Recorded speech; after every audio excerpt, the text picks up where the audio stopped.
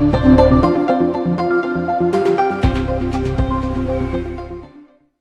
вечер.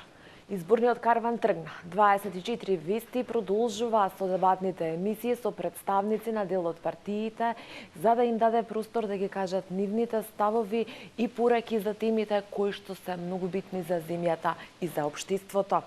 Судството во Македонија е рак рана на општеството со забелешки во секој извештај за напредокот од Европската комисија, политички влијанија врз судиите, политички монтирани случаи, се само дел од епитетите што константно Македонија ги заработува од европските оценувачи. Дополнително на ова е специјалното јавно обвинителство кое што се соочува со низа обструкции. По устав судството во Македонија е трета власт, но по тоа како функционира власта, односно политиката е длабоко навлезана во него. Можат ли политичарите да го подобрат судството, а да ги држат настрана рацете од него? Ова е тезата на која што вечерва ќе дебатираме. Јас сум Душица Мрѓа, а вечерва гости во 24 дебатата на 24 вести се Аднан Јашари од ДУИ. Добро вечер, добро дојдовте. Ви благодарам што прифативте поканата. Рената Дисковска од СДСМ, добро вечер и за вас, благодарам што прифативте поканата. Костатин Кратовалиев од коалицијата ВМРО за Македонија, ви благодарам што сте вечерва дел од дебатата на 24 вести.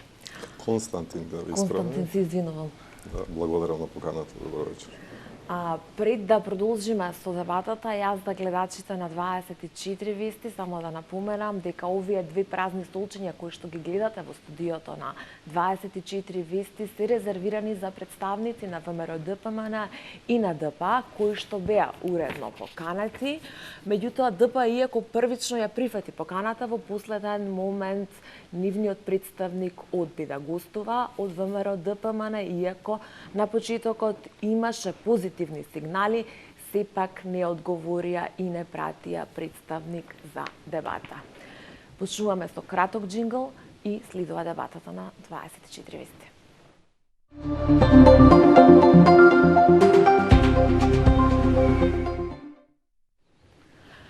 Изборниот карван тргна. Почна и официјално изборната кампања. Првичните митинзи се одржаа вчера. Дел од коалициите тргнуваат вечерва, како ВМРО за Македонија.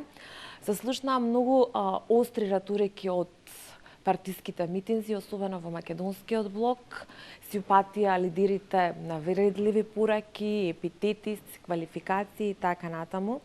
Во албанскиот блок имаше исто така остри риторики, националистичка иконографија. Првично, што може да очекуваме со ваков старт на кампања и дали сте задоволни од стартот, господин Јашари? Први поздрав до вашите гледачи. Благодарам за поканата да бидам гостин со почитуваните колеги овде.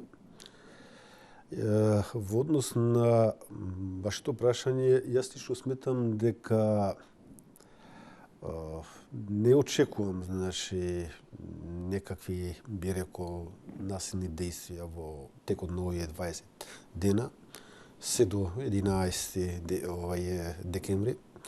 Нормално дека се работи за активности во еден период после целава оваа ситуација, во почеток, ќе има од аспект на риториката кај одредени политичари, одредени политички субјекти, риторики и од националистички, би рекол, аспекти од некаков друг вид, нели. Меѓутоа, лично сметам дека не очекувам да има, повторувам уште еднаш, насилство или пак некој вид на некоја друга закана, затоа што сепак луѓето од 90-те години наваму, посебно зборувам за електоратот, е свесен за овој период.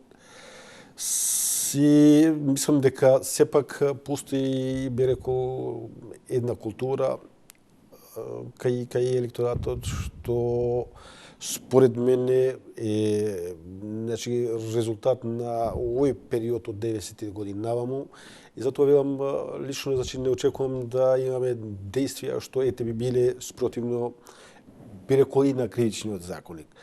Што се однесува до почетокот на активности во мојата политичка партија ДУИ, почнавме значи во спортскиот центар Борис Трајко, нели веб арена како што сега се вика.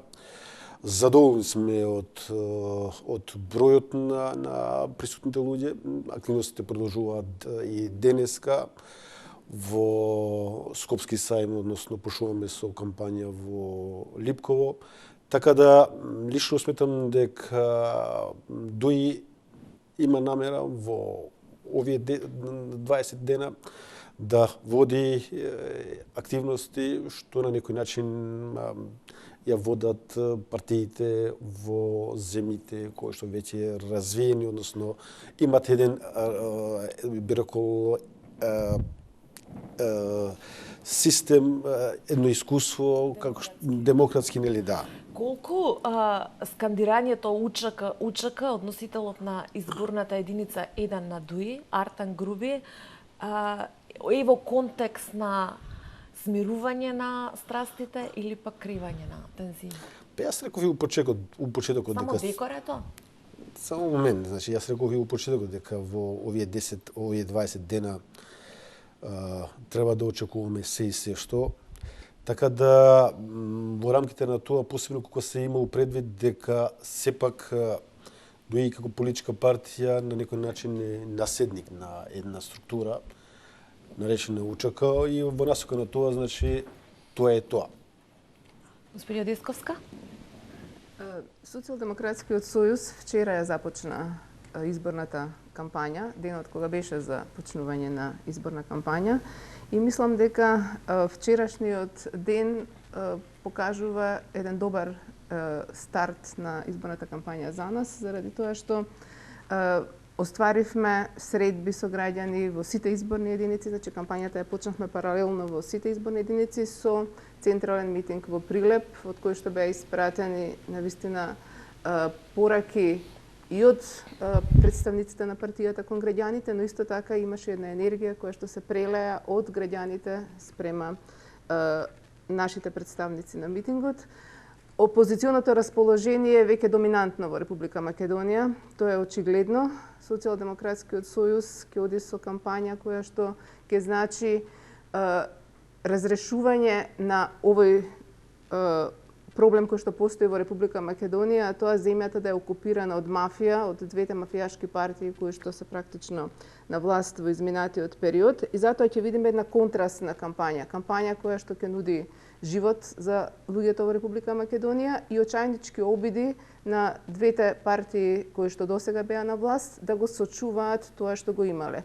И затоа ќе слушате реторика која што ќе биде очајничко потсетување на минатото, како што слушнавме на нивниот предизборен собир кој што се случи во неделата пред да почне изборната кампања, но исто така и реториката која што постојано ја наметнува ВМРО-ДПМН со повторно националистички теми.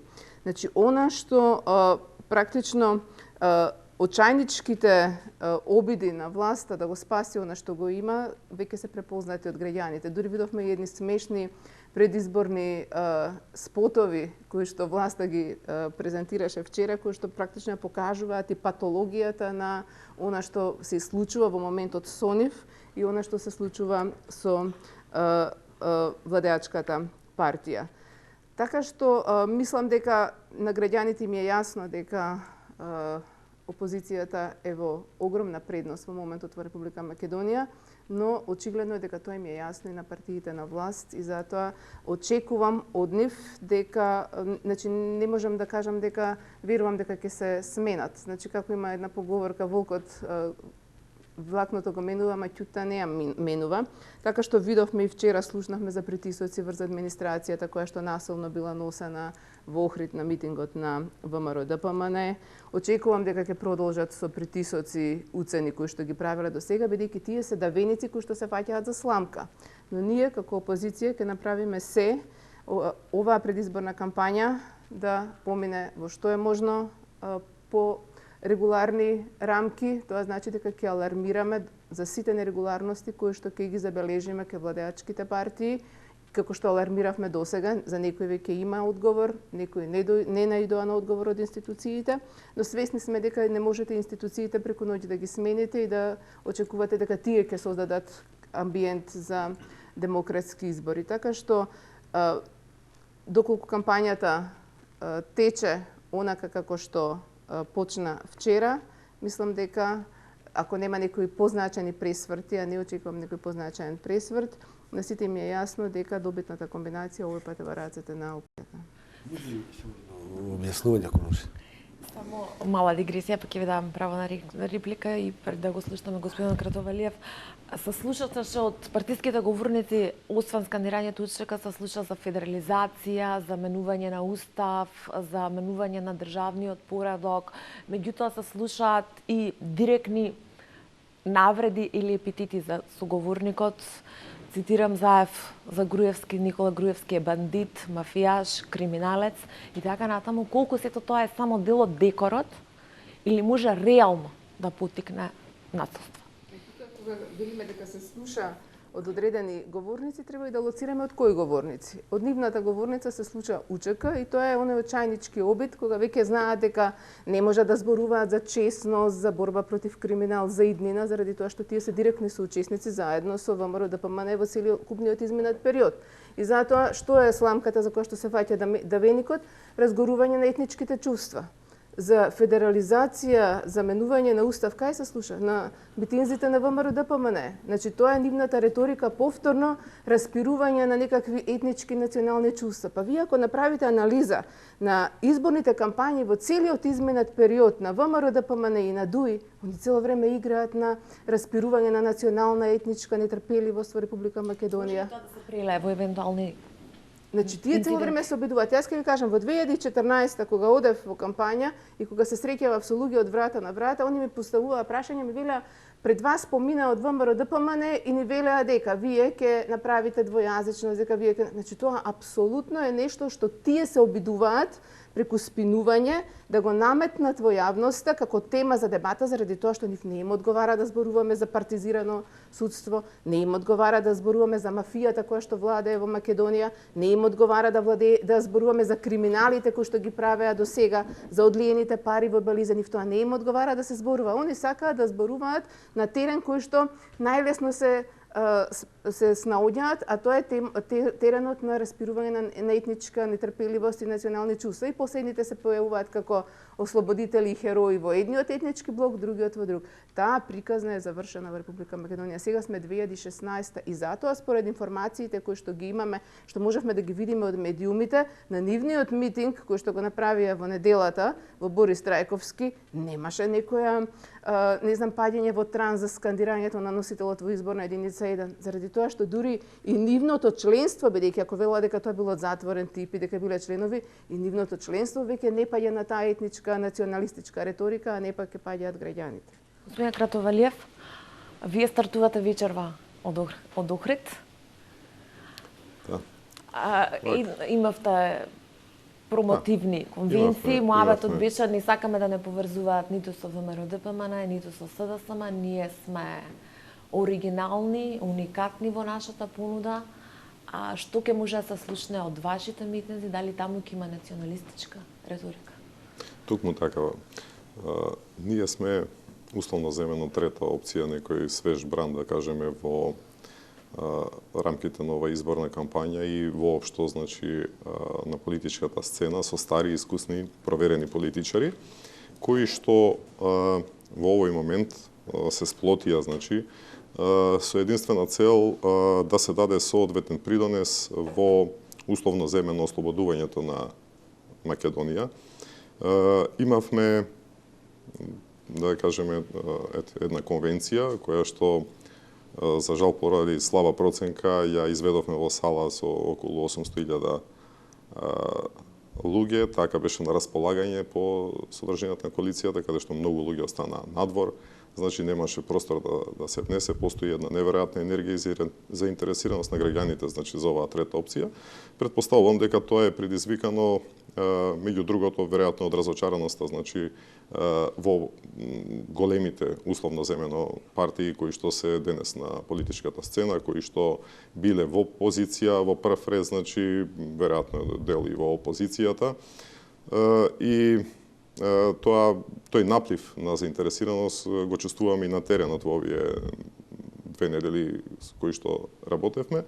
Во основа, желбата ни е да станеме извесен сервис на граѓаните, значи во баланс на водењето на политиката во овој момент во поларизирани, значи сфери и интереси кои што се продуцираат од најголемите 4 политички партии веќе еден подолг период на време, каде што веројатно во желбата да се демонстрира власт се заборави некаде попат граѓанинот, оној кој што во суштина и го дава мандатот за таа власт. Во оваа смисла ќе видите, значи носителите на листите го покажуваат самото тоа, значи зборуваме за нашата политичка партија, каде што е бившиот премиер на Македонија, каде што се наоѓаат двајца бивши министри, значи како носители листа, кај што е генералниот секретар на во тогашната владеачка десна партија ВМРО ДПМН, значи на листата, потоа се наоѓа бранителот, или на одредовите на бранителите, значи од достоинство, така е, точно така. Едно, значи, сплотено, да речеме, политичко лидерство, кое што има основна интенција, а тоа е враќање, значи, на правата, слободите на граѓаните кои што во изминатиот период, значи, не вратија во некој мрачен среден век и од аспект на законодавството, меѓутоа и од начинот на примена и продуцирањето на правото. Токму за тоа, кампањата ние на некој начин одбележавме вчера пред споменикот на бранителите, значи, а ја започнуваме во Охрид денеска, во вечерните часови. Очекуваме навистина голем прилив. Во основа нашата политика, значи политичка програма се сведува на игнорирање на актуелните политички партии во смисла на реториката. Значи, апсолутно не ни интересира што СДСМ работеле, не ни интересира што ВМРО, ДПМН работеле или албанските големи политички партии, од причина што сметаме дека фокусот е на граѓаните. Значи, нивните желби, нивните интереси, можноста, значи, да тие бидат имплементирани, значи, потоа во власта која што очекуваме да ја освоиме. И во оваа смисла, значи, таа негативна реторика воопшто не оптеретува. Мислам дека доволно помеѓу себе тие 2 политички партии и до сега, зборам од македонскиот електорат, искажа многу вистини за тоа што се случува. Граѓаните сепак не можеме да ми ја подценуваме интелигенција, доволно се свесни интелигенти да видат што во овие изминет 8 годишен период им се случувало. И во таа смисла понудиме една програма која што значи прво ревидирање на сите закони кои што во изминатиот период беа донесени, а кои што во крајна мера, значи за спроведување на политичките цели на власта, го доведува граѓанинот во некоја неверојатно подредена состојба. Потоа целата низа на органи на власта, значи управните органи, судството кои што требаа да ги спроведуваат тие закони, макар и оној мал дел на законите кои што во принцип може да ги истрпат граѓаните, тие ги спроведуваат на сосема поинаков начин. Сето тоа доведе да ние имаме невиден условно земено терор над населението во Република Македонија. Законите и судството стана корбачот или камшикот на власт. Зборуваме подетално за судството, господина Јашари, сакавте реплика во однос на господјата Дисковска? Само кратка реплика, тука едно мало објаснување за тоа што знаете како е. Дуи ако некоја партија, политичка партија во државата се залага за фер, слободни демократски избори, тоа е дој. Зашто го велам тоа? Затоа што јас лично се сеќавам, иако не сум бил активен пред 2001 година, какви избори се одржуваа кај нас, како луѓето гласа, како се ополнуваа кутиите, гласачките кутии. И што се случи по 2001 година, какви избори имаме, кој како гласа, мислам дека веќе се знае. Зашто го кажувам, го велам ова? Го велам поради тоа што ако некој тамо повикал или на некој начин се повикал на УЧК, тоа не е лошо, затоа што УЧК е реалност кај нас. УЧК бил реалност, структурите на таа УЧК ти се одржав на власт денеска. Впрочем, политичкиот лидер на УЧК денеска ти е председател на една партија што се вика ДОИ. Јас си преска реков. Не треба тоа на некој начин да е доказ дека ДОИ-ете денеска се залага за вакви или такви избори. Јас уште ќе повторам, ДОИ, ако некоја политичка партија се залага за фер, слободни демократски избори, тоа е ДОИ. Сакам да почнеме. Јас само да одговорам заради тоа што убаво е начално да се залагаат одредени политички партии за фери демократски избори. Сите видовме дека подпиша кодекс за фери демократски избори пред некој ден. Но извештаите кои што постојат за претходните избори од страна на ОДИХР не зборуваат за криминални избори само во страната на ВМРО-ДПМН, туку зборуваат во партиите на власта. Значи, клиентелизмот, заканите, притисоците ги лоцираат кај партиите на власта, кај двете партии на власта.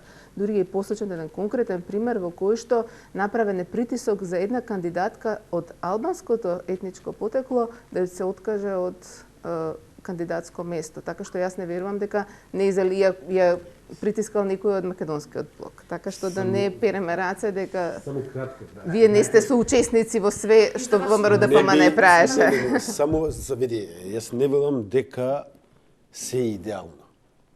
Буквално тоа не сме и да го кажам, затоа што недостатоци има при изборите и во држави кои што многу поразвиени од кај нас. Имавме избори во Америка.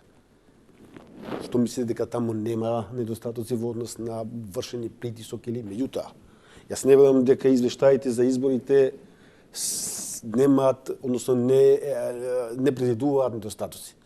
Да, меѓутоа ако се споредуваат со изборите пред 2001 година има огромна разлика. И мислам дека со тоа треба да се согласиме. Да, ама недостаток и констатирање дека немате фери демократски избори се многу различни работи, така што немојте да релативизирате. Повелете? Благодарам. Мислам дека ниедна политичка партија која што се наоѓаше во изминатиот период на власт нема право да прокламира дека наназад постоеле фери демократски избори или постоеле одредени недостатоци во тие избори и да вели дека сега може тоа да биде спроведено без проблем.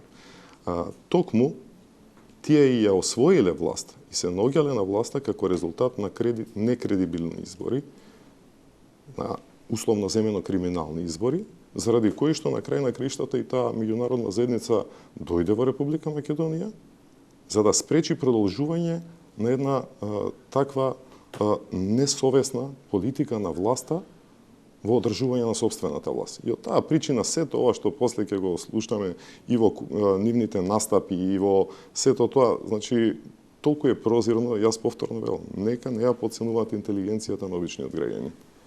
Господин Јачари, а политичко влијание врз судиите, политички монтирани случаи се само дел од забелешките кои што Македонија константно ги добива од сите реномирани извештаи, извештајот за напредокот на Европската комисија, извештаите на Стејт департментот, влијание преизбори, разрешување на суди и така натаму. Судството, трета власт, одделена по устав, според она како функционира во Македонија со политиката длабоко во него. Бевте министер за правда, овие квалификации и јавно ги кажувавте дека има влијание во судството. Како против сето ова? Европската комисија вели Македонија има добро законодавство, меѓутоа не се спроведува. Се согласувам со вашата констатација, па и со прашањето. И во времето додека јас бев министер, неколку пати, дури во ваша телевизија, значи, сум му кажал мојот став во однос на прашањето. Никогаш не сум рекол дека кај нас се е идеално, дека кај нас нема влијание врз судството, било од политичките структури, било од бизнес заедницата. Тоа дури јавно сум го кажал и во време кога сум бил како министер за правда.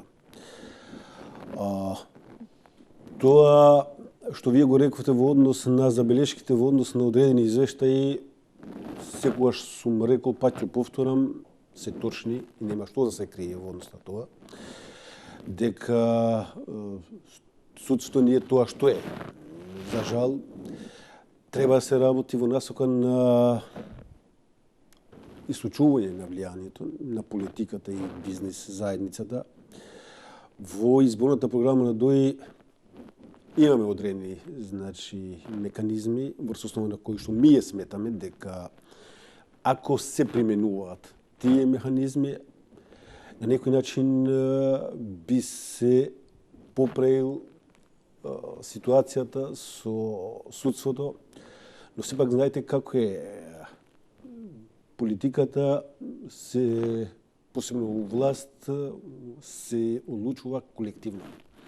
Владата зема колективни ставови и во насока на тоа, кога се формира таа влада, партиите треба да разговарат и во однос на едно такво многу битно и чувствително прашање. Јас лично очекувам, затоа што ќе разговарам за овие теми, за овие прашања во текот на ова дебатна емисија. Јас лично очекувам и од мојата партија ДОИ нормално по изборите по 11 декември, во зависност од резултатите, било со која партија ќе да разговара за составување на влада. Преди се приоритет во следниот мандат да има токму судството. Зашто го велам тоа? Затоа што лично сметам дека вакво судство е пречка и за развој на економијата. Вакво судство е пречка и за развој на сите, би рекол, сегменти во општеството во државата. Господја Дисковска, ви имате, одите уште подлабоко во вашата програма. Во однос на судството, вашиот лидер вети генерален реизбор на сите судии. Тоа ли е лекот за македонското судство? Значи, јас ако ми дозволите, прво би сакала да се навратам и на она што го спомнавте околу извештајот за Европската унија, а потоа и што ќе биде нашата реакција на недостатоците. Мислам дека на македонските граѓани не им беше ни потребен европскиот извештај за да знаат, за да прочитаат дека состојбата во судството во Република Македонија е катастрофална. Значи, таму се констатира уназадување на состојбите и тоа сериозно уназадување. Потенцирано е политичкото мешање во работата на судството и констатиран е и недостаток на волја кај владеачките партии да ги напредат, да ги решат тие проблеми кои што постојат. Ако погледнете, судството треба да биде во тој систем на кочници и рамнотежа или во тој систем на поделба на власт. Всушност, судството треба да ја има една од клучните функции да ја запре извршната власт. Овдека ние имаме скроз изместено начало на поделба на власта, извршната власт целосно се наметнала над судството. И во таа извршна власт седеше и колегата министер, кој што во чие што време во извештајот на Европската унија дури е дадена и квантитативна оценка. Судството во времето на господинот Јашари е оценето со чиста единица. Значи, тоа покажува дека проблемот е долготраен во Република Македонија. Не е само последниот извештај и предходниот, и подолго време се укажува дека состојбата е катастрофална и дека политичките партии на власт, јас тука не ги делам и ВМРО, ДПМН и ДУИ, ние слушнавме телефонските разговори дека апсолутно меѓу себе си ги делеле партнерски судските места, дека не именувале суди од тефтерчињата што си ги имале во двете партии, така што имаме тука ситуација која што е резултат на мафијашко здружување на двете политички партии во власта, кое што го пренеле во рамките на судството.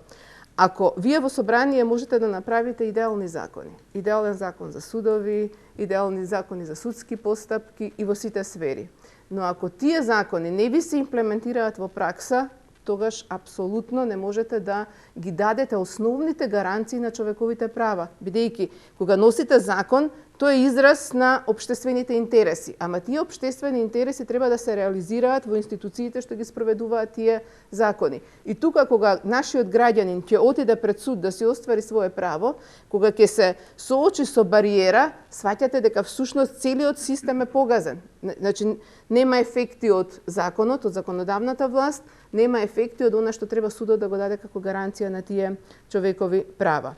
Сега, ние во нашата програма, која што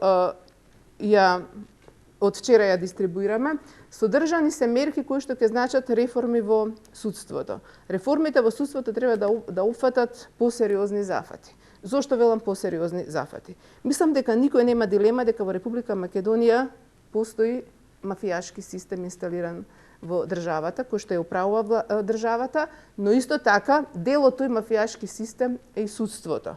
Тие што ја читале книгата Кум од Марио Пузо знаат дека практично Дон Вите Корлеоне не бил толку силен заради револверашите што ги имал, туку заради тоа што имал судии што ги држал под контрола.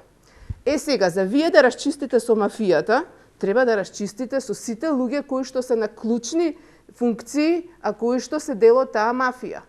Значи, оттаму мора да има преоценка на работата на судиите, кои што биле вклучени во кршењето на човековите права, кои што биле вклучени во монтирани политички случаи, а за жал има такви во Република Македонија и нотирани се во извештаите на релевантни меѓународни институции кои што вршеле мониторинг во сферата на човековите права и состојбите во судството. Значи, кога постои мафија или некоја организација на организиран криминал, суштината е таа да биде тајна и таа функционира додека е тајна. Ама за жал во Македонија, за жал на мафијата, ама за среќа на граѓаните, таа организација на организиран криминал е веќе разоткриена и мора да имате радикални мерки за расчистување на тој организиран криминал. Практично не сме, до сега судството ви беше како, наместо да биде бедем на човековите права од злоупотребите на власта, тие всушност беа бедем на организираниот криминал. Кога судството ви го штити организираниот криминал, кога ви вели не, ова не е бело, туку е црно, значи суди надвор од закони, надвор од здрава логика, кога се изнагледавме случаи што апсолутно немаат никаква логичка смисла, не па да имаат правна заснованост, тогаш сваќате дека некои работи се предлабоко забраздени во Македонија и треба сериозни резови во рамките на судството. Има добри примери од земји кои што се нашле во слична ситуација со Македонија, кои што направиле реформи во рамките на судството. Еве, првиот сосед до нас е земја која што спроведе реформа во рамките на судството, која што беше целосно поддржана од Европската Унија и од Соединетите Американски држави, која што значеше преоценка на работата на сите судии, испитување на нивниот дотогашен ангажман. Значи, кој ќе се рече реизбор на судиите, немате да очекувате дека во еден ден ќе бидат сменети сите судии. Апсолутно тоа не е смислата на таква. Не е смислата таков реизбор, значи да немаат граѓаните погрешна представа. Реизборот ќе значи сериозна анализа на она што значеше досегашна работа на судиите, оценка на нивната работа, согледување на тие активности кои што ги имале и врз основа на тоа ќе се знае дали тие треба да продолжат да бидат суди или треба да бидат разрешени. Господин Кратовалиев, вие сте некако најповикан за оваа тема, секојдневно, бидејќи сте адвокат по професија, секојдневно се соочувате во судница со македонското судство во пракса. Колку овој предлог е решението? Видете, тој предлог помалку и повеќе не ме интересира. Мене ме интересира предлогот кој што ние ќе го дадеме. Ние имаме законодавна правна комисија која што 2 месеци наназад интензивно работи, значи на прочистување и измена на законите кои што сметаме дека не се во склад, значи ниту се во функција на организација не само на судството, туку и правосудството воопшто. Бидејќи ја отворивте темата на судството, јас перманентно, години и години наназад се среќавам и ја водиме борбата за правата на граѓаните. Во суштина адвокатурата е и најповикана и таа е одбранбениот систем со кој што граѓанинот се штити против институциите, а пред независната трета власт. За жал, независна трета власт, нели би кажале под наводници. Мојот соговорник вечерва како искусен политичар употреби една тема, вика се обидувам да парафразирам, не е наидеално судството. Јас би рекол, не знам дали може да биде покатастрофално. Значи, може би не сум политичар, меѓутоа сум практичар и можам од тој аспект да дадам оценката најодговорно. Зошто е тоа така? Значи, исполитизирано судство до крајна линија. Значи, немојте да ги подведете сите суди. Имаме судии кои што навистина се обидуваат, како и во секој сегмент друг на општеството, значи, да дадат соодветен отпор, се обидуваат да зачуваат својот интегритет, интегритетот, значи, и на судството воопшто, и на својата личност, значи, и да задржат објективниот пристап во постапувањето и не може да не се почитуваат, нели, истите. Меѓутоа, сакам да ви кажам каде е генезата. Значи, јас за граѓанинот е најлошото нешто кога тој не може да ги оствари своите права. Ние затоа и дојдовме. Тоа не е случајно направено од страна на власта да се парализира судството, односно да не може граѓанинот да се заштити. Тоа е начин на кој што се тера граѓанинот во апатија, да се занимава со своите лични проблеми, да се дефокусира од вистинските проблеми кои што живото творно би му се наметнале кога тој би бил слободен граѓанин. Значи, тоа е економската состојба негова, постапувањето на власта. Не, тој е фокусиран како да опстане во нападите кои што врз него се вршат од цела низа на институции кои што или го процесуираат, а тој нема одбрамен систем против нив, бидејќи судовите судат она што државните органи го бараат од нив, или владеачката структура, и од друга страна, значи, велиме ширење на неправда во самата држава. Јас ќе ви кажам, решенијата мора да почнат прво од начинот на изборот на судиите, односно измените на законот за судскиот совет и измени на законот за избор и реизбор на судиите. Прво, судскиот совет како независен орган. Во поделбата на власт постојат три власти. Значи, збориме, има парламентарна, законодавна власт која што во суштина е директно под влијание на граѓаните и барем на 4 години, а се покаже и многу почесто, има обврска да ја довие до вербата или ќе биде сменета. Извршната власт, во принцип, нели, е под влијание на собранието, иако кај нас се сосема обратно и се е превртено на главата, па извршната го контролира собранието, меѓутоа условно земено, законски, извршната власт треба да биде избрана од законодавната. Собранието ја бира владата, владата е цело време под нејзин условно земено законски мониторинг и може да биде сменета да изгуби довербата. Третата власт е судството. Судството не зависи од никој. Во овој момент судството е власт за себе, надвор од сите системи и контроли. Затоа што имаме судски совет, во кој составен од 15 члена. Од тие 15 члена ја контролираат целата судска власт. Тие се лица кои што потекнуваат од судиите, ги избираат судиите, ги разрешуваат судиите и вие имате изолирана судска власт на која што никој практично нема веќе влијание. Вам ви е доволно, се извинувам. Многу е битно граѓаните ова да го сватат.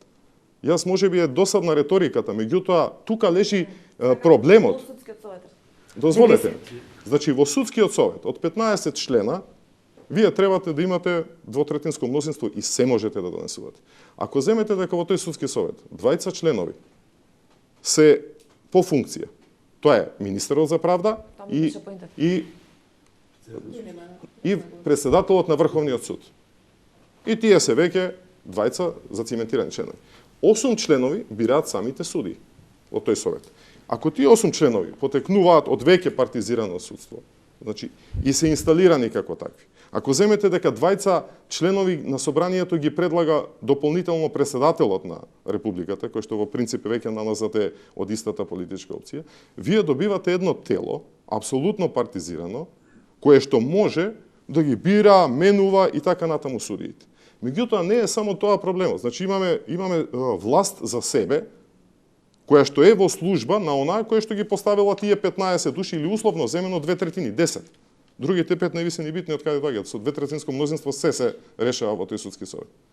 10 лица во судскиот совет избираат, реизбираат, контролираат, судии, отпуштаат и така натаму.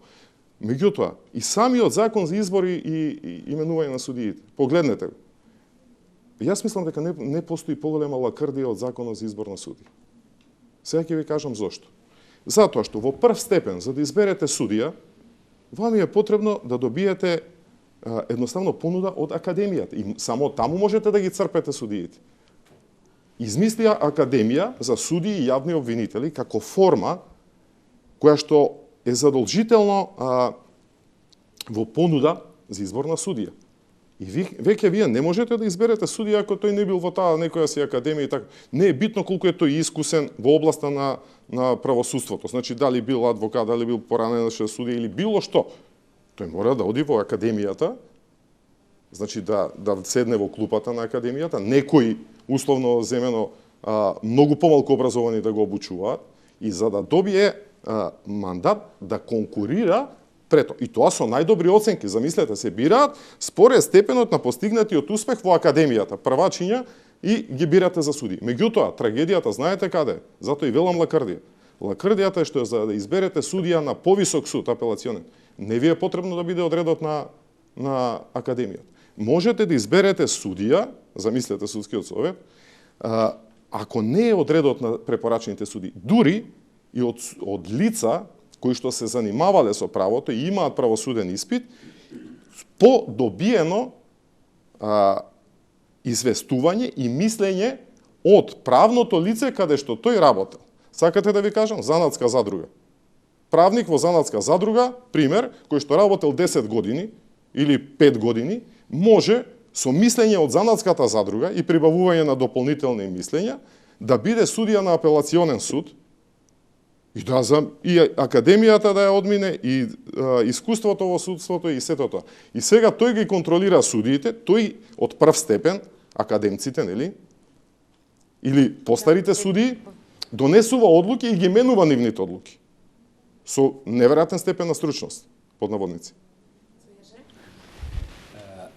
Добро, сега ќе ни треба малку повеќе време за да објаснам одредени прашања. Иако не сум министер, меѓутоа сум бил министер 19 месеци и би сакал за одредени прашања да дам одговор како министер, како екс-министер. Прво, Министерот за правда има своји надлежности, како дел од извршна, не е дел од судска власт. Тоа е точно дека е член на судскиот совет, меѓутоа без право на глас, како што иста положба има и претседател на Врховниот суд. Второ, зашто имаме едно вакво судство? Политизирано судство. Не е винуван ниту министерот за правда, ниту би рекол ДУИ, односно оваа власт. Затоа што се работи за одредени прашања што се врзаат и што се резултат на претhodните околности. Прво, 2002-2006 година сум бил пратеник во собранието и во тој период сум гласал за избор на судии, затоа што изборот на судии се реализираше преку собранието, како политичко тело. 2005 година почнавме се направени одредени уставни измени, чија цел преди се беше како, односно на кој начин да се исклучи влијанието на политиката при избор на судии. Беше формирано телото, што денеска се именува како Судски совет на РМ, односно Совет на јавни обвинители.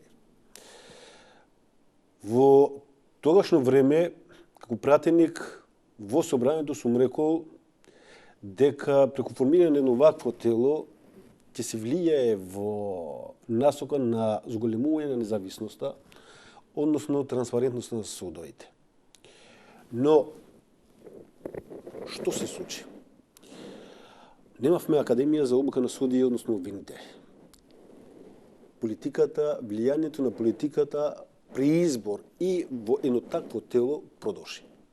Јас не можам да го откријам тоа, затоа што многу јасно тоа што го кажа и колешката се гледа во тие веќе објавени информации, односно бомби, меѓутоа велам тоа е резултат на една таква празнина, непостојање на академија за судии, односно обвинители. Што се случи?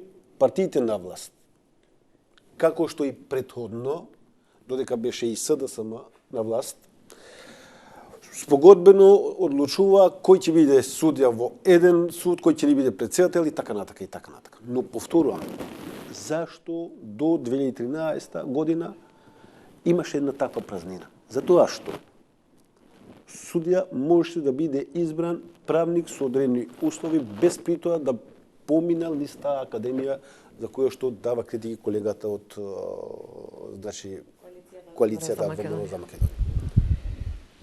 Уште да ќе повторам, значи огромен број на судии што денеска и ја вршат таа функција се избрани спогодбено и тие на некој начин, јавно ти кажам, имаат обврска наспроти тие што ете вршиле избор спогодбено или пак не спогодбено.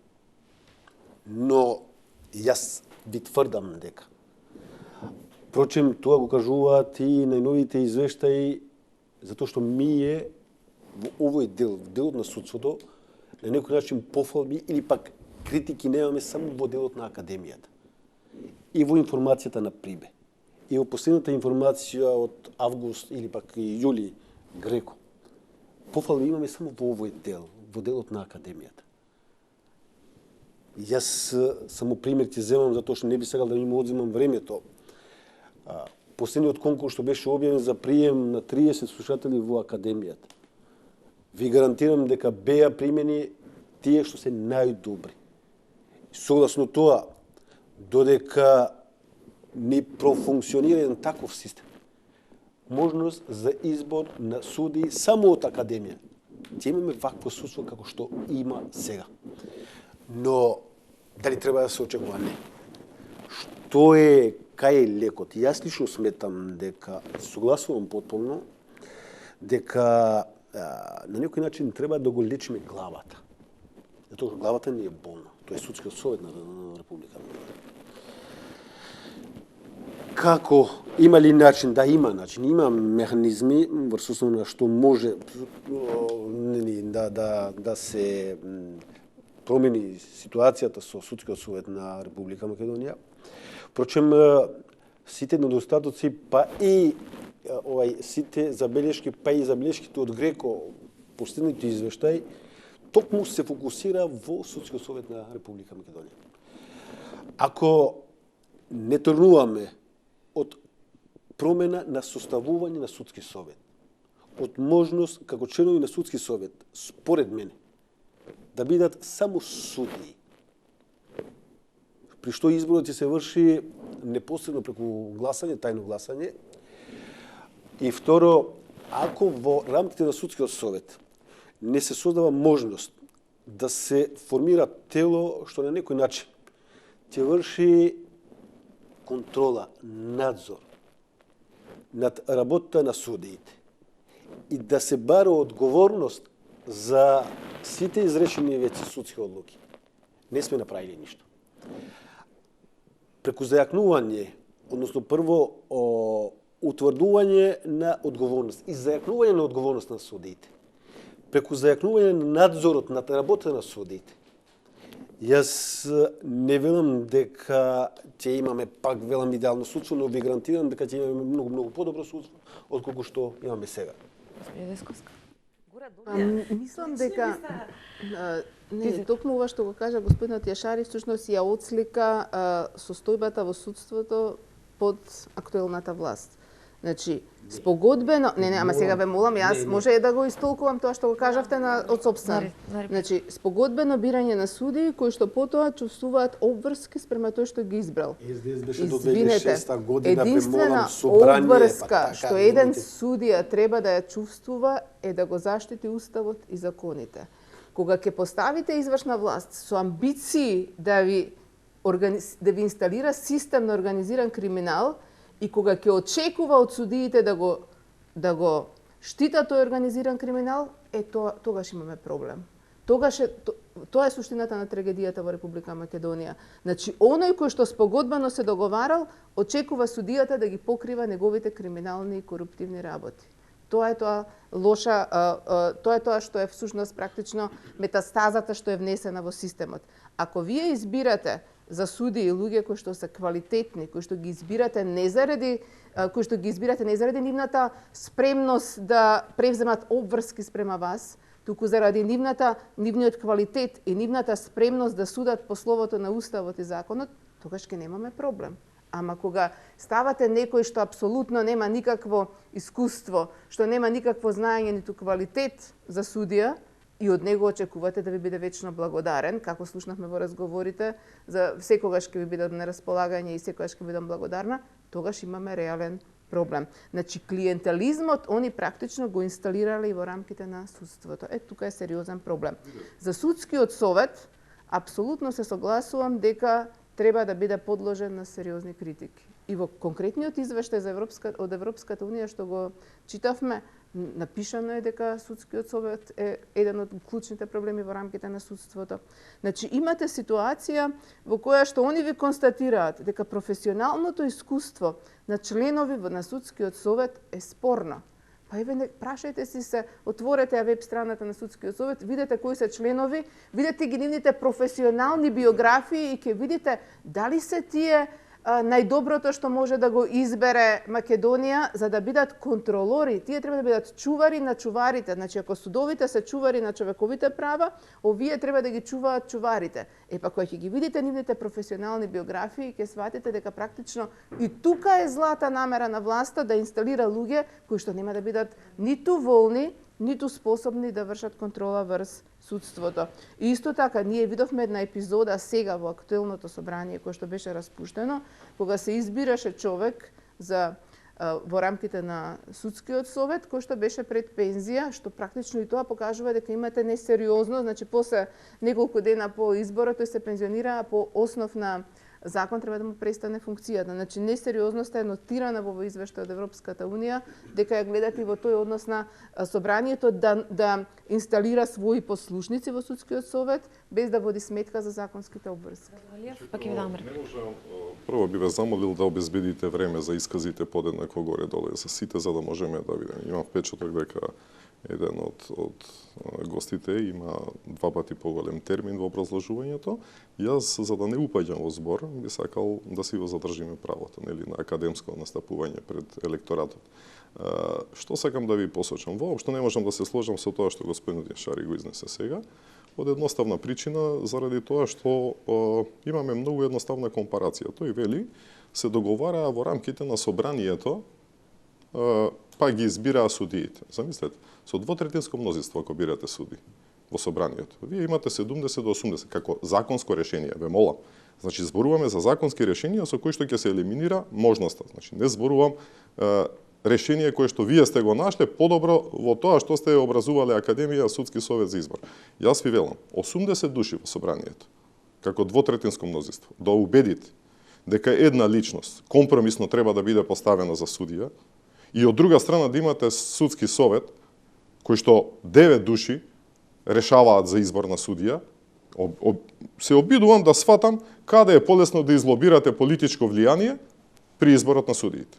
Втората работа, да глорифицираме Академијата, заради тоа што од надвор едино таа не била подложна на критики. Ве молам. Значи требаше и Академијата уште да биде утепано. Па што? Тоа е систем на образование. Значи систем на образование условно земено курсистичко на лица кои што треба практично да се подготват да извршуваат функција судија. И тоа замислете во прв степен. А во втор степен влегува судија од земјоделска задруга или не знам занечиска задруга, без проблем. Кој е филтерот со кој што се прави преку таа академија во првиот ешалон, кога над нив одлучува, нели? Тогаш треба да имаме супер академија по таа логика, која што ќе ги подготвува пак судиите кои што од задруги занечиски вакви такви некои си стопанства, како правници ќе ги ставаме на судии во апелациониот суд. Значи имаме академија, па потоа би требало по таа логика да имаме академија на судии за апелационен суд, па академија на судии за врховен суд, нели? Инаку која е логиката? Апсолутна измена. Значи измени за кои што ние веќе имаме законски решенија, кои што се подготвени во нашата политичка програма, значи кои што се понудени, едноставно кратко кажано за спас на граѓаните. Немојте да се обидуваме оној орган, а тоа е Собранието на Република Македонија, како што го изнесе сега господинот, да го прикажуваме како орган на кој што не треба да му се поклони доверба кога се врши избор на суди, а истиот тој орган ја бира извршната власт, замислете, истиот тој орган Собранието ги донесува сите закони врз основа на кои што треба да се остваруваат правата и слободите на граѓаните. Тој не е погоден, попогодно е судски совет да биде, нели, решението и академијата за кое што Амин рекле од надвор немало катастрофи во неа и тектонски померувања. Апсолутно не можам да се сложам со тоа. Многу куски сакам сега да го отвориме. Али имаме уште многу работа за... Знаете во што е проблемот? Негатот се ја, да дебата. За сејот ќе разговарам. Колку што бе разбрав, значи, вие сте против академијата, враќање на поранешниот систем избор на судии од страна на собранието, ако добро разбрав. Меѓутоа, Па не баш, значи Океј, генерално земено правев компарација помеѓу начинот на избор на судиите преку собранието кога беше, начинот на избор на судиите сега кога е во рамките на судски совет со црпење на кадри од академијата, меѓутоа решението не го префрлам исклучиво само на собранието. Погрешно ме разбравте, јас имам решенија, меѓутоа би го злоупотребил времето да сега систематски со закони ви ги објаснам сите. Се обидов само да направам компарација на катастрофата. Избор на суди од страна на собранието се врши со апсолутно мнозинство. 61, не со двотретинско мнозинство. Изгледа не ме пратевте. Јас ви реков, не зборувам за решенијата со кои што вие сте ги заменили старите решенија. Значи зборувам, доколку сте сакале да најдете решение. Вие барате собрание со двотретинско мнозинство. Апсолутно, избор да биде со двотретинско мнозинство на судиите би било многу посоодветно решение, каде што би постигнал широк консензус. Ако ние имаме на маргинални, се извинувам, прашање, затоа што ми отворивте една тема, веројатно погрешно сте ме разбрале, тоа погрешно потоа ќе се имплементира како ваш заклучок, како мој заклучок, а тоа е ваша констатација. Јас се обидувам друго да ви кажам. Ако ние во собранието имаме цела низа на закони кои што се донесуваат со бадитерното мнозинство, каде што се бара и дветретинско мнозинство, и мнозинство на гласовите кои што се од електоратот кој што зборува повеќе од 20% и така натаму. И така. Значи, пример зборувам. Не зборувам за двотретинско собрание, па се бара 50% од другото. Значи, во тој контекст го зборувам. Сакам да ви кажам, модалитетите, значи на изборот е техничка работа. Суштината на контролата е веќе практична работа. Поведете, да бидам разбран само добро. Јас би сега само едно кратка информација, затоа што додека јас бев министер, беше изготвен закон за академија на суди и јавни обвинители. Во поодредени средби, што јас ги имав со одредени експерти од Брисел, преку посредништво на бившиот амбасадор Орав, дојдовме, беше изготвен тој закон, беше усвоен законот, кој што не велам дека е идеален. Затоа што лично, нека биде јасно и за јавноста, јас бев за мишовит систем. Еден дел од судиите се може да бидат избрани, иако не се дел од академијата, туку истакнати правници со одредени услови, додека 50% од судите да се изберат од страна на тие што завршиле курси во таа академија. Меѓутоа, тој мој предлог не беше прифатен и категорично беше одбиен од страна на Брисел. Впрочем, нешто друго би сакав да ви го известам јавноста. Во споредбените земји, од Германија, Франција, па во близина Црна Гора, Србија, Хрватска, Албанија и Бугарија, сите овие земји имаат академии, организиран на различен начин во сознава на околностите што ги имаат тие држави. Ако вие, тоа е ваша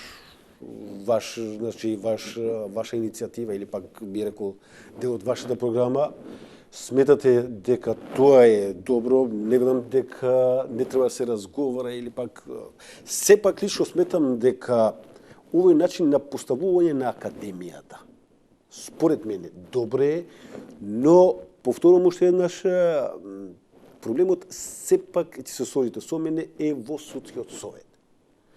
Мора да се изнајде решение во однос на составување на судски совет, односно начин, како односно на кој начин да се зајакне надзорот, контролата врз судиите во сите нивоа. Тргнувајќи од ова, согласно со одредени експерти, јас во мојот мандат, иако сметав дека можеби не е вред, изготвив и го доставив и беше усвоен законот за основање на еден друг совет, што ќе врши на некој начин поведување на постапка поради прекошок, односно за дисциплинска одговорност.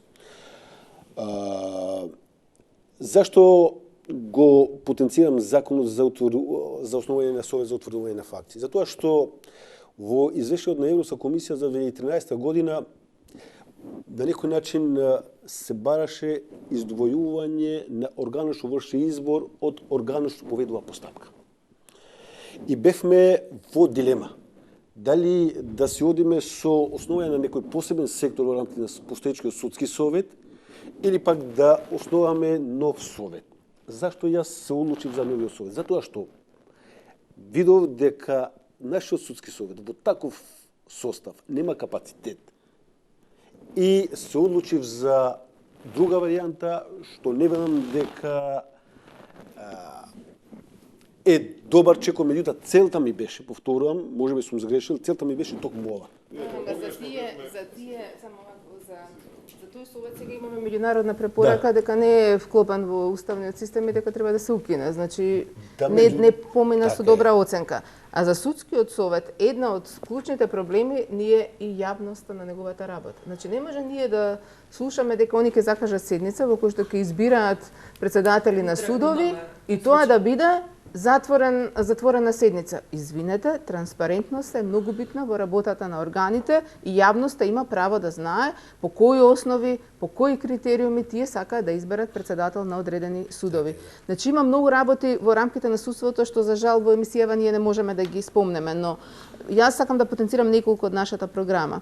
Сметаме дека треба статусот на судските службеници да биде подобрен. Тие луѓе протестираа со месеци и месеци и никој од Министерството за правда не најде за сходно да им излезе во пресред на нивните барања кои што беа основани и беа реални. Понатаму, сметам дека траењето на судските постапки во Република Македонија, особено на одредени судски постапки, е предолго и тука мора да се направат реформи кои што ќе значат позасилена контрола на она што значи траење на судска постапка и според нашата програма, доколку се прекршува правото на судење во разумен рок, во тој случај одговорност треба да има и судијата, но и председателот на судот кој не водел сметка за ажурноста во неговата работа. Академијата на судии едно е во закон, друго е во реалност. Тука исто така ние сметаме дека треба да има реформи заради тоа што видовме дека во изминатите циклуси имаше ситуации кога ќе беа распишани конкурси, а немаше да бидат примени кандидати, ќе мируваше практично тој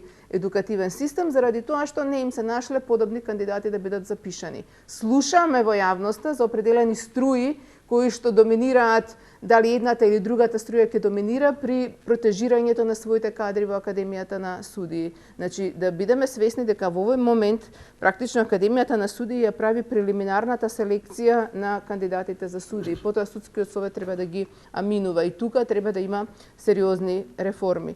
Сметаме дека она што значеше политички процеси, политички монтирани процеси и жртви кои што произлегува треба да бидат соодветно обештетени заради тоа што не може да оставиме неправдите да се влечат. Секоја неправда понатаму повлекува друга неправда, така што од тој аспект сметаме дека треба да има разрешување на тие штети кои што беа нанесени. Исто така, една од мерките во програмата ни е дека практично судските такси треба да бидат намалени заради тоа што треба да ја направите правдата достапна до сите граѓани.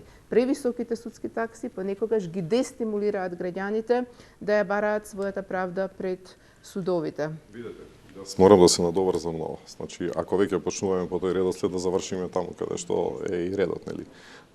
Значи, сакам да ви кажам, да не се залажуваме дека со промена само на изборниот модел на судиите ќе го добиеме квалитетот на судството. Тоа е апсурдна работа. Во пракса, јас ќе ви кажам, во пракса треба да се изменат цела низа закони, посебно во областа на процесната постапка, кои што во изминатиот период беа донесени, кои што прво ги врзуваат рацете на судиите адвокатите, обвинителите и така натаму во постапувањето. Од друга страна, да се исфрли начинот на контролирање на судиите преку бирократско поднесување на месечен извештај, во кој што судиите, бркајќи норма, да остварат последните 4 дена се заложници на бирократскиот апарат на пополнување на извештаите. Вие не можете да на крајот на месецот да влезете кај судиите. Знаете зошто? Затоа што тие по 8 часа 4 дена мора да го поднесуваат извештајот, да се фокусираат во текот на месецот на крајниот извештај што треба да го постигнат, како да се работи за работник кој што во фабрика кој што треба да постигне норма. Не може да се фокусираат на квалитетот на работењето во самиот предмет. И тоа не се работи, значи, само за овој дел од законот. Јас ќе ви посочам, треба да го злоупотребам времето. Ние имаме цела низа на системски промени во рамките на постапувањето на тие делови закон. Од друга страна, закон за процесна постапка, во кој што сега имате можност, на кратко само ќе нафрлам. Со секој поднесување на тужба мора да биде поднесено пример вештачење. Спротивната страна спротивно вештачење. Влегувате во една постапка каде што сега со такви едни вештачења кои што однапред се платени и нарачани, се вештачи се она што треба и што не треба. Се доведува во состојба судот, наместо да добие чиста состојба, по која што може да постапува и да бара вештачење таму каде што му е потребно, по потреба од двете странки влегуваат со вештачење, па иде дополнение на вештачење, супер вештачење. Наместо да се скрати во пракса со желбата, да се помогне во постапувањето и брзината, сега постапките се 10 пати повеќе развлечени, судовите се понемоќни затоа што однапред веќе им се сервира некој мислење од стручен аспект и тоа е една катастрофа. Такви позиции можам многу да ви покријам, кои што ние бараме да бидат сменети. Значи, сето тоа влијае на функционирањето и работењето на судството. Да не ви кажам пак како е ситуацијата во поглед на присуство на адвокатот во судницата. Закаснење од 1 минута дека целиот предмет од 5 години може да биде отврден од страна на судијата. Ма тоа е едноставно не сакате да влезете во мрежата. Граѓанинот кој што ќе биде внесен во рамките на овој судски систем сега. Јас не знам како, еве да бидам компаративен, како дете голо и босо да го фрлите во амазонската џунгла и да го ставите 1 месец да се снаоѓа само. Тоа е отприлика граѓанинот ставен во позиција на законодавно правната легислатива денеска во Република Македонија. Работата, поминуваме на СЈО. Мораме да збора во однос на програмата, нели, затоа што само две реченици ако може. 30 секунди, окей, значи и дуи во однос на овој дел во својата програма. Прво, предвидува воведување на правда, што многу е битно за транспарентноста во овој дел во судството. Второ, зајакнување на статусот, односно положбата на сите комори, во насока на тоа и адвокатската комора. Трето, зајакнување на алтернативните начини за решавање на сите спорови, како што е случајот со арбитража, односно медијацијата. Впрочем, медијацијата мислам дека знаете дека веќе кај нас е задолжителна. Понатаму применување на пробацијата. Закон за пробација е усвоен, почнува да се применува од 1 јануари 2017 година. Се надевам дека преку применување на тој систем ќе се оди кон изрекување на алтернативни мерки и со тоа мислам дека ќе се оди кон огромни реформи во казнено-правниот систем. Само толку. Работата на специјалниот јавен обвинител мора да не бидат обструирани. 30 секунди на ова. Значи не можам да оставам празен простор, се извинувам, моите 30 секунди ги барам. Може да ги добијам? Благодарам. Значи повторно не се сложувам со медијацијата. Сега ќе ви кажам зошто. Медијацијата како систем е добро измислен. Значи во западот некаде може да профункционира. Кај нас проблемите никогаш, ќе ви кажам, нема да бидат решени со медијацијата. Јас сум долги години во пракса. Секогаш антагонизмот помеѓу двете страни, значи, е до таа мера свесно создаден, посебно кај правните субјекти кога се работи. Затоа што едниот или не сака да плати, или не сака да ги почитува правата на другиот. Вие не можете дури ни да ги седнете. И ако ги седнете, тоа е само формално правно, како што беше едно време, мора брачните другари да се обидат мирење и така натаму. Се свати дека такво нешто не може да постои и се дојде до еден систем каде што доволно е за развод едниот да сака и веќе не е потребно тоа. Губење време. Јас ви кажувам дека такви Значи политички замаглувања дека кога ќе седнат на маса два сопанствени субјекти или ова ќе се разреши, такво нешто не верувам дека ќе профункционира. Не, само момент. Тврдам тоа. Одговорно. И ние можеме на оваа маса после 5 години да седнеме и да ги сумираме резултатите. Знаете зашто јас инсистирам, значи за медијацијата и токму за медијацијата имам пофалби, посебно странските експерти, затоа што преку медијација и преку основање на совет за одмерување на казни. При што, повторам, овие две инструменти добив огромна подршка и од американските експерти, сакав да се исключи селективноста у правда, у судството. Видите, не смееме ние да дозволиме и понатаму. Малку и политика сега. Во услови кога кај нас за исто дело учествува толба, Основниот суд Скопје 1 изрекува казна 3 години. Во еден друг суд условна казна. И што правиме сега? Има ли селективност на правда? Тука има. Како може да се исуди една таква селективност? Преку создавање на овие инструменти. Зашто медијација? Затоа што има селективност при решавање на граѓански спорови. Медијацијата тука ќе помогне, кажете ми во помага? така. Како Значи, не знаете што, почитувањето на начелните ставови и правни мислења од страна на Врховниот суд се многу полесен начин на еднакво спроведување на правдата кој што во комплетно се игнорирани од пониските судови и вие дури да понудите такво мислење, тоа е како да не постои пред судот. Каква суд? Немојте. Господине Јашари, господин Дисков, Да, сега. за специјалното. Господине Јашари, немаме време, мора сега да го отвориме вам ова. Една добра тема што сите заборавивме да го Да. Судската пракса кај нас е катастрофална, не е усогласена, колега. Така е, се слагам со вас. Токму тоа, поради тоа имаме Има уште поголема катастрофалност. Пред нашите судови не постојат меѓународни конвенции кои што се работи за теми за кои што треба почитуваат. посебна емисија, инаку во една емисија слагам. се разговара со Тројца Обструкции правници, на специјалното барем јавно гласа. обвинителство. Работата на специјалното јавно обвинителство мора да не биде обструирана и сите да дадат подршка за неа, стои во делот на Европската комисија. Господине Дисковска, бидејќи имате 2 пати по 30, бидејќи не ги искористивте, и ставот, повелете. Како Катица Јанева се соочи со огромни обструкции, сведоци бевме сите, како СЈО да функционира во Македонија и докрај да си ја сработи работата? Значи, специјалното јавно обвинителство во Македонија беше формирано токму поради нефункционирањето, поради таа селективна правда, поради немањето на правда практично во Република Македонија. Кога добивме извештај во кој што беше јасно нотирано дека има мечки кои што се заштитени од закон и нив не ги фаќа закон, тие не може да бидат изведени пред суд, а практично оној кој што треба да ги изведе на суд е јавниот обвинител, значи јавното обвинителство на Македонија, или обвинителот за организиран криминал. И кога гледате дека тие два органи практично не функционираат, се јави потреба или да бидат заменети, разрешени и именувани луѓе кои што ќе си ја вршат работата, што ВМРО-ДПМН не прифаќаше, или да се формира специјален орган кој што ќе ги процесуира случаите за сериозни индиции за криминал, корупција во врвните носители на власта во Република Македонија. Сега, кога се формираше, веројатно калкулацијата на ВМРО-ДПМН беше дека ќе се формира орган или ќе се избере обвинител, знаете кога почнувате од почеток, нема многу да профункционира и самите тие беа шокирани од она што го видоа како активност од специјалното обвинителство. Интегритетот кој што го покажа и решителноста да влезат во борба со криминалот кој што постои во Република Македонија. И штом се виде ситуација во која што нешто ќе профункционира да им застане на пат, се соочивме со обструкциите од страна на власта. Значи, специјалното јавно обвинителство побара две работи од Собранието на Република Македонија.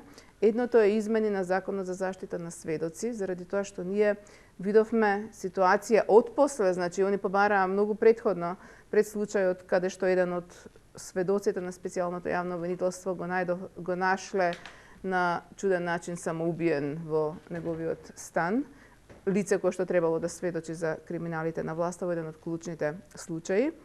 И второто барање кое што беше да се продолжи рокот за поднесување на кривичните пријави од страна на обвиненијата од страна на специјалното јавно обвинителство. Ние како партија и како коалиција застанавме зад барањата на специјалното јавно обвинителство, заради тоа што сме на истиот став како што е извештајот на Европската унија и ставот на меѓународната заедница, дека овој орган кој што на некој начин внесе зрак светлина во правдата во Република Македонија и представува еден вид отварање на вратата за да се дојде до градење на правна држава и враќање на владењето на правото, треба да добие целосна поддршка. И ние неколку пати во Собранието на Република Македонија иницииравме донесување на овие законски измени кои што ги бараше специјалното јавно обвинителство, но за жал од владеачкото мнозинство не добивме поддршка со гласови со цел овие законски измени да бидат донесени. Дури и законот за заштита на сведоци, за кој што не треба некое посебно мнозинство, не беше донесен, а ако имаше вистинска волја од некои партии кои што декларативно ја најавуваа, ќе имавме поддршка и ќе можеше да биде донесен. Така што една од точките во нашата програма е дека специјалното јавно обвинителство ќе добие сите услови, законски и други услови кои што ќе ја значат за да може ефикасно да ја продолжи својата работа, бидејќи нејзината работа е многу битна, тоа е борење со криминалот и корупцијата во највисоките редови на власта во Република Македонија. Формирање на специјално оделение во кривичниот суд дали е една од условите за функционирање на сега? Значи, ние еве до сега најголемиот дел од емисијата го потрошивме на тоа какво е партизирано судството. Практично во таа партизирана машинерија во правосудниот систем беше и јавното обвинителство и судството. Сега кога специјалното јавно обвинителство значеше оттргање на овој орган од партизираните канџи на власта и дадовме можност, значи, да добиеме непристрасно гонење во еден нов орган кој што е избран со двотретинско мнозинство во собранието, значи со максимална поддршка во моментот на изборот, и тој орган, значи, веќе го одвоивме од она што значи партиски канџи. Сега, за најефикасно решение, затоа и во јавноста проструија барањата, кога знаете дека со владеачките партии во моментот не можете да направите сериозни реформи во судството, се бараше пандан да биде формирано специјализирано судско оделение. Ние го поддржуваме и тој став и сметавме и бараме дека треба да се формира, но таков одговор од другите партии немавме. Инаку дека е решение, во секој случај е најлесното решение за да ја прекинете онаа линија на партизираност. Ја прекинавме кај јавното обвинителство, најлесно ќе беше да направите прекинување и тука. Зашто ние сега, кога ќе се збори за е-правда или ќе се збори за електронска распределба на предмети и слично. Сега гледате дека сите слушаме дека во основниот суд, во оделението за организиран криминал, практично имате тенденциозно местење. Значи се изигрува електронскиот систем кој што треба да прави правична распределба на предметите кај судиите. Значи се избираат судии кои што ќе бидат на располагање кој ќе дојде предмет од специјалното јавно обвинителство. Значи тоа е пракса која што мора да биде прекината. Видете, значи зборувам сега како коалиција, апсолутно стоиме за специјалното обвинителство, го поддржуваме максимално, сметаме дека сите закони кои што се во интерес на неговото постапување, значи демонстрирање на правдата, гонењето на криминалот, оној за кој што тој е задолжен со законот кој што односно беше донесен изгласан од собранието, мора да му бидат понудени.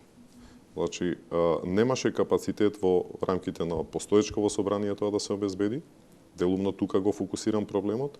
Меѓутоа, наредното собрание кое што ќе биде формирано мора апсолутно да му ги даде сите неопходни заштити и можности во постапувањето на обвинителството. Мораме да направиме една дистинкција. Прво, зошто вака дојдовме до тоа што дојдовме? Да, специјалното обвинителство има низа, да речеме, на обструкции.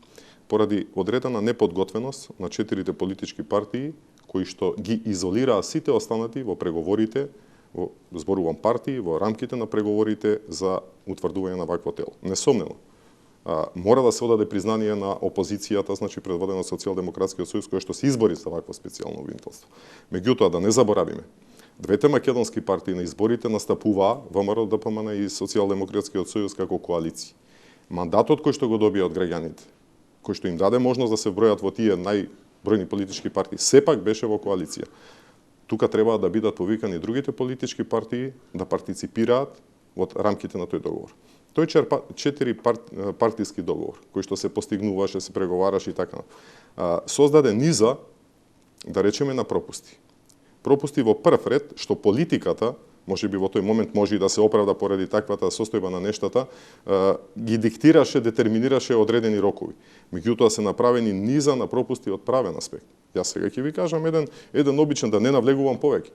Во Законот за специјалното обвинителство, на пример, стои дека тоа е овластено да ги испитува прислушкуваните разговори, сите и така натаму, кои што се во период од 2008 до 2015. Што правиме сега? Сега имаме 2016 прислушкување на разговори во континуитет од исти лица, исти органи, на исти начин, дури спрема исти жртви на некој начин. Што правиме со нив? Тие според Законот за специјалното обвинителство се ограничени сега.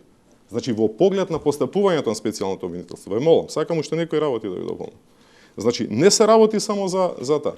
Роковите кои што беа за донесување, начинот на реизборот, мандатот на трајање, сето тука има цела низа на ограничувања каде што сега, за жал, опозицијата мора да боксува, да се бори за да ги избоксува правата кои што во принцип требале да му бидат обезбедени. Веќе на обвинителство. Од друга страна, постапувањето пред кои судови? Па јас ќе ви кажам дека на гостувањето, вратите се 2 месеци по изгласување на законот, гостува во Телма, мислам, од чом емисијата. Јас уште тогаш посочив дека специјално оделение мора да биде формирано. Ние не може еден практичар да прашате во преговорите да бил вклучен. Колега од адвокатурата. Вие имате од една страна странка, условно, обвинителство, пред кого постапува? Кој треба да донесе одлуката? Ако вие таму немате независност обезбедена во судството, и тоа не само во прв степен, оделение како што постои оделение за организиран криминал, во втор, во трет степен. Значи, таквите оделенија ги познава нашата материја, законодавно правно. Значи, не е тоа нешто што треба посебно да уставни или не знам какви измени. Напротив, тие оделенија, меѓутоа тие мора да бидат застапени во нишка. Зошто? Затоа што во тие оделенија ќе се обезбеди независност на постапување на судиите. Да се разбереме, не се потребни посебни судии, не се потребни други судии. Јас постојано го истакнувам тоа. Во редот на специјалното обвинителство се колеги кои што беа земени од редот на редовното обвинителство. Само им се обезбеди независност во постапувањето. И истото тоа со овие оделенија и нема да се наруши принципот, значи, ниту на моменталната состојба на избор и реизбор на судиите, ниту во поглед на формирањето на таквите оделенија. Добро, значи, и ние како политичка партија стоиме позади специјалното јавно обвинителство. Иако во одредени кругови те се разговара дека наводно дека поради негласање за продолжување на мандатот дека дуи против. Не е вистина. Во услови кога сите знаеме дека начин на основање на СЈО е резултат на тој Скопски веќе договор и за секое променување и изменување на тој договор потребно е преди се усогласување на волјата на 4 политички партии потписници на еден таков договор. Второ, зашто велам дека стоиме позади СЈО?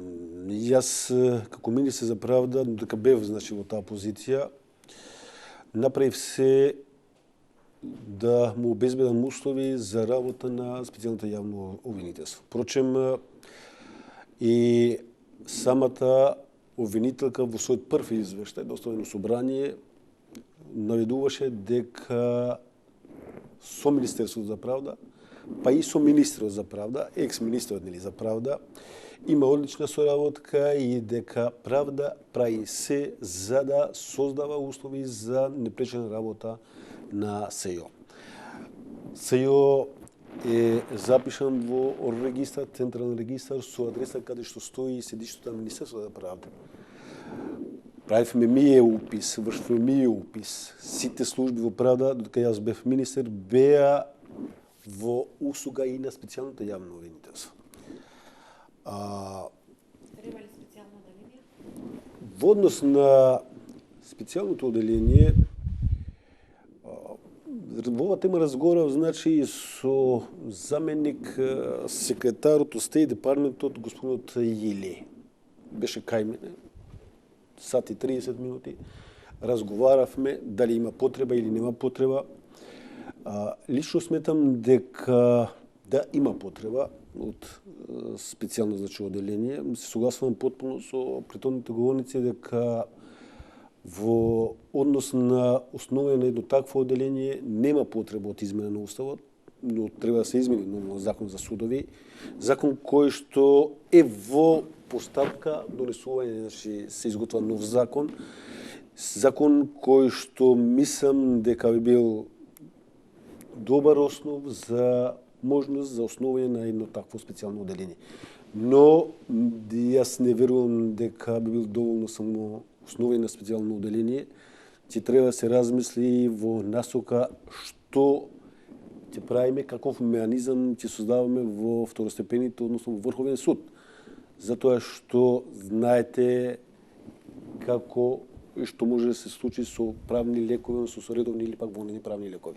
По насока на тоа, ако си тргнуваме во овој... По вертикала мислите специјално оделение во сите судови? Не е специјално оделение, туку има други механизми како што меѓутоа повторам, ако се согласуваат политичките партии што ќе го сочинуваат следната влада да се основа специјално оделение, ќе треба да се размисли и во насока на овда, што во второстепените судови, односно што во Врховен суд. Завршни 30 секунди мора да се одјавуваме, госпоѓа Диза.